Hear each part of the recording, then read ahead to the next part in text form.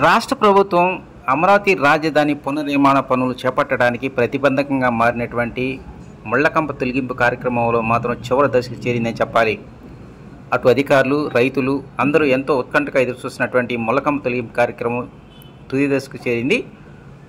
ఒక్కొక్క ప్రాంతంలో ముళ్లకంప తొలగింపు కార్యక్రమం పూర్తవుతుంటూనే ఆ ప్రాంతం మొత్తం కొత్తగా సంతరించుకుంది.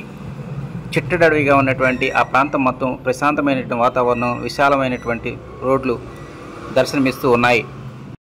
ఇక రాజధాని నగర పరిధిలోని 29 గ్రామాల్లో వివిధ చోట్ల ముళ్లకంప తొలగిస్తున్నటువంటి నేపథ్యంలోనే గతంలో రైతులకు కేటాయించిన ప్లాట్ల యొక్క హద్దురాళ్ళు అనేటువంటిది కొత్త ప్రపంచాన్ని చూస్తూ ఉన్నాయి.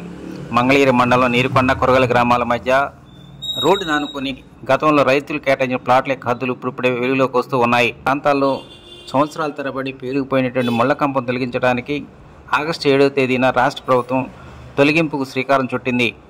ఈ తొలగింపు కార్యక్రమం పూర్తయిన తర్వాత గతంలో రైతులకు కేటాయించినటువంటి ప్లాట్ల యొక్క అభివృద్ధి, అదేవిధంగా మౌలిక సదుపాయాలైనటువంటి విద్యుత్తు, టెలికాం, డ్రైనేజీ నిర్మాణ పనులు చేపడతామని రాష్ట్ర పురపాలక శాఖ మంత్రి పి. నారాయణ ఇప్పటికే ప్రకటించారు. నిర్మాణానికి 29 గ్రామాలకు చెందినటువంటి దాదాపు 29,000 మంది రైతులు 35,000 ఎకరాల భూమి ల్యాండ్ పూలింగ్ విధానం ద్వారా ప్రభుత్వానికి అప్పచెప్పారు. ఈ నేపథ్యంలోనే ఎట్టి పరిస్థితుల్లో సాధ్యమైనంత త్వరలోనే రైతులకు కేటాయించేటువంటి ప్లాట్ల అభివృద్ధికి రాష్ట్ర ప్రభుత్వం ముందడుగేస్తూ ఉంది.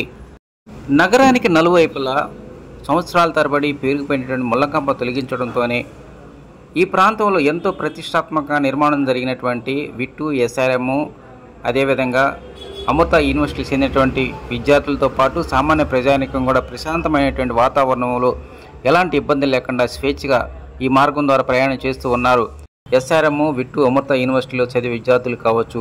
కొద్ది రోజుల క్రితం వరకు ఆ ప్రాంతం వెళ్లాలంటేనే ఆ రోడ్డు మార్గం మొత్తం అస్తవ్యస్తంగా ఉండేది. కానీ ఈ ముళ్లకంప తొలగించిన నేపథ్యంలోనే ఆ ప్రాంత వాసులు, విద్యార్థులు, ఉద్యోగస్తులు మాత్రం ఆనందం వ్యక్తం చేస్తున్నారు.